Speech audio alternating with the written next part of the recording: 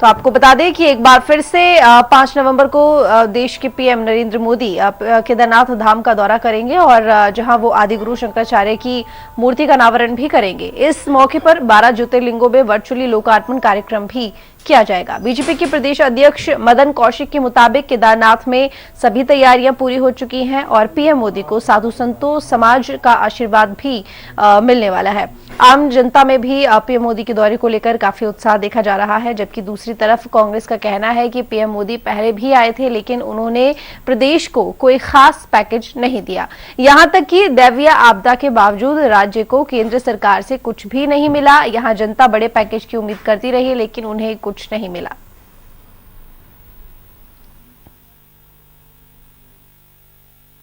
देखिए, सबको मैंने कहा ना, जाने का सबको अधिकार है व्यक्तिगत रूप से। अगर हमारी मांग पूरी नहीं हुई तो हम प्रधानमंत्री के दौरे का भी विरोध करेंगे। इसे किस रूप में आप देखते हैं? नहीं, प्रधानमंत्री की तो कल भी वो कह रहे थे जी, देश के प्रधानमंत्री बड़ी बड़ाई कर रहे थे मोदी जी के सारे लोग।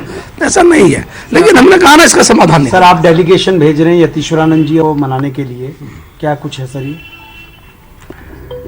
देखिए, मैंने कहा कि इसका समाधान निकलेगा। सर, आप दिल्ली में आपकी मीटिंग थी संगठन, क्या कुछ इस समय फैसला हुआ कि आगे का रोड मैप बनाया? हमारी कई घंटे बैठक चली है। जब चुनाव सर पर है तो आप आ रहे हैं, और क्या दिया केदारनाथ को जो है इससे सरकार ने 13 की आपदा के बाद जो पैकेज कांग्रेस की सरकार ने स्वीकृत किया था उसकी धनराशि भी ये सरकार पूरी नहीं दे पा रही है। और आकर के फोटो शूट करके जो है प्रधानमंत्री जी चले जाते हैं, मैं समझता हूँ कदापि उचित नहीं है।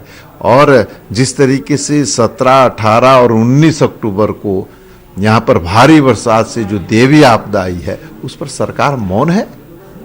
केंद्र सरकार द्वारा इस दिशा में एक भी कदम नहीं उठाया गया।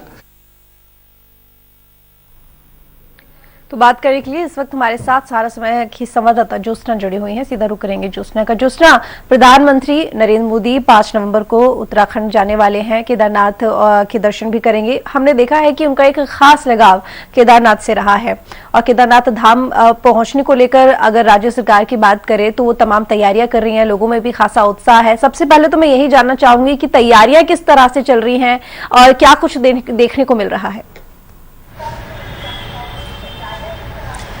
देखिए ऋतु, अगर तैयारियों की बात करें तो तैयारियां बिल्कुल कह सकते हैं जोर शोर से चल रही हैं। और खास तौर पर जो शंकराचार्य का समाधि स्थल है वहां पर शंकराचार्य जी की मूर्ति स्थापित हो चुकी है और इसी का लोकार्पण प्रधानमंत्री को करना है।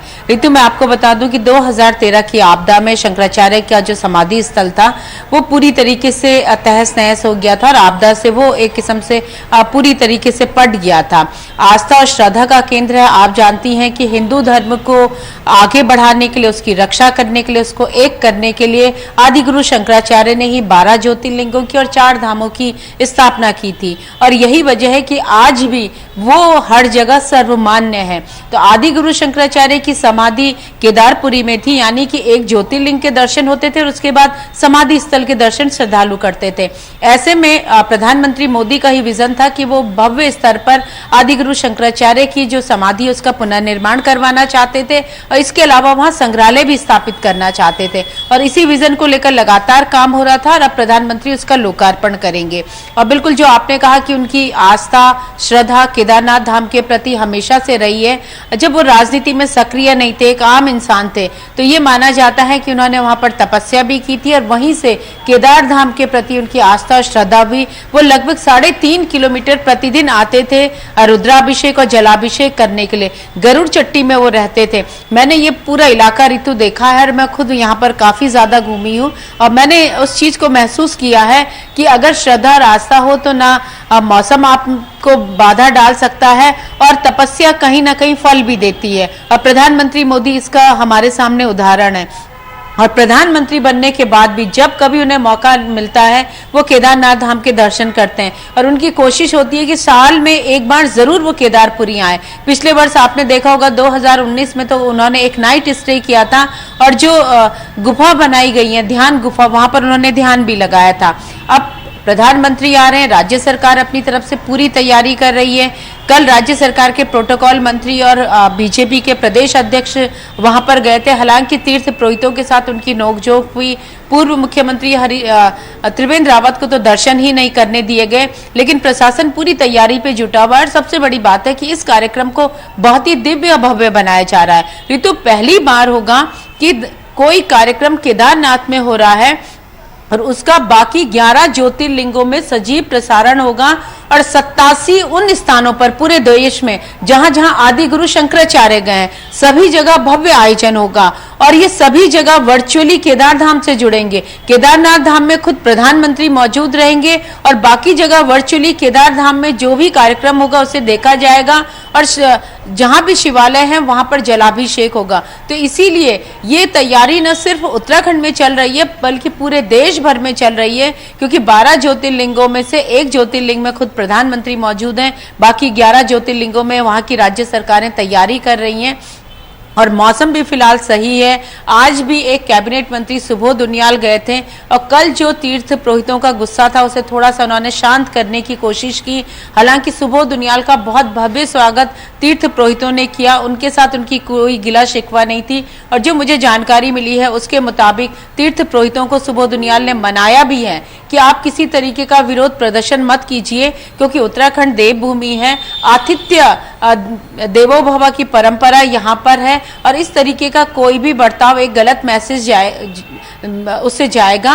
और आप मुख्यमंत्री और सरकार पर यकीन कीजिए, आपके हितों को कहीं भी नहीं छेड़छाड़ की जाएगी, आपके हित सुरक्षित रहेंगे। अब कुल मिला के 2 दिन का वक्त है ऋतु, उसके बाद प्रधानमंत्री यहाँ पर होंगे, तो उम्मीद ये भी की जा रही कि शायद वो कुछ और भी तोहफे यहाँ दे के जाएं। ऋतु, बिल्कुल ज्योत्सना, मैं आपसे यही सवाल करने भी वाली थी, क्योंकि अगर हम पिछले दौरे की बात करें तो प्रधानमंत्री मोदी जब पिछली बार अब आए थे तो ऑक्सीजन प्लांट का उद्घाटन करके वो चले गए थे। और अगर कांग्रेस की बात करें तो उन्होंने निशाना साधते हुए साफ कहा है कि लोगों को बड़ी कह सकते हैं कि अपेक्षाएं थी उनसे कि वो कुछ ना कुछ सौगात देके जाएंगे, लेकिन कोई खास बड़ी सौगात वो नहीं देके गए। तो इस बार क्या कुछ खास हो सकता है? बिल्कुल ऋतु, विपक्ष को ही नहीं बल्कि पूरे प्रदेशवासियों को उम्मीद थी कि एम्स से शायद कुछ बोल दें, लेकिन एम्स से उन्होंने राज्य के लिए कुछ नहीं कहा। उसके बाद गृह मंत्री आए, आपदा के दौरान आए, वो भी यहाँ पर हवाई सर्वेक्षण करके वापस चले गए। उसके बाद केंद्रीय टीम जरूर आई, फिर गृह मंत्री 10 दिन के अंदर दूसरी बार आए जब वो घसियारी योजना को लॉन्च करके गए। लेकिन इतनी बड़ी आपदा आई, अभी तक केंद्र की तरफ से कोई मदद की घोषणा राज्य को नहीं की गई है। ये अपने आप में बहुत बड़ा सवाल है कि आखिर केंद्र कब मदद की घोषणा करेगा। डबल इंजन की सरकार है, राज्य में भी बीजेपी की सरकार है, केंद्र में भी बीजेपी की सरकार है। और जब इस तरीके की आपदा आती है तो फौरी तौर पर पहले कुछ ना कुछ पैकेज दिया जाता है। हालांकि जो नुकसान है उसका असेसमेंट करने के बाद जो प्रपोजल बनता है उसके बाद बाकी की घोषणा होती है। लेकिन कहीं ना कहीं थोड़ी सी राहत दी जाती है, लेकिन वो राहत अभी तक नहीं मिली है। और यही वजह है कि जब प्रधानमंत्री एक बार फिर केदारपुरी आ रहे हैं तो सब लोग यही उम्मीद लगाए बैठे हैं कि शायद प्रधानमंत्री केदारनाथ से कुछ कह दें, क्योंकि जब वो पिछली बार आए थे तो केदारनाथ से ही उन्होंने बद्रीनाथ के मास्टर प्लान की बात कही थी। और उन्होंने कहा था कि उनका दूसरा जो प्रोजेक्ट है न्यू केदारपुरी को डेवलप करने के बाद बद्री धाम को नए मास्टर प्लान के अकॉर्डिंग विकसित करना है, उसका निर्माण करना है। और उसके लिए उन्होंने काम भी शुरू करवा दिया है। यानी कि बद्रीनाथ और केदारनाथ धाम दोनों उनके दिल के बहुत करीब हैं, उनकी आस्था और श्रद्धा के केंद्र बिंदु दोनों रहे हैं। और ऋतु, आश्चर्य की बात तो यह है कि प्रधानमंत्री ने उत्तराखंड का कमोवेश सारा इलाका घूमा हुआ है, चाहे हम उत्तरकाशी की बात करें या बागेश्वर की बात करें या फिर रुद्रप्रयाग की बात करें, चमोली की बात करें। वो व्यक्तिगत तौर पर सारी चीजों को जानते हैं कि कहाँ क्या है। तो इसलिए उनके विजन में चीजें बहुत क्लियर है, उनका कॉन्सेप्ट यहाँ के डेवलपमेंट को लेकर बहुत क्लियर है। और यही उनका कॉन्सेप्ट था कि ऑल वेदर रोड उत्तराखंड को मिली, रेलवे नेटवर्क उत्तराखंड को मिला। हम लोग कभी सपना भी नहीं देख सकते थे ऋतु की कर्णप्रयाग तक रेलवे नेटवर्क जाएगा।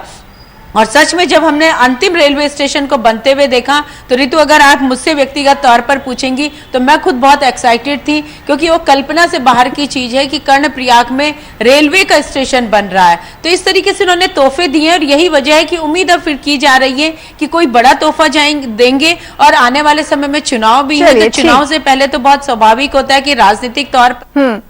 ठीक, चलिए, बहुत शुक्रिया आपका ज्योत्सना जी तमाम जानकारी के लिए। वक्त है एक छोटे से ब्रेक का, जल्द लौटते हैं।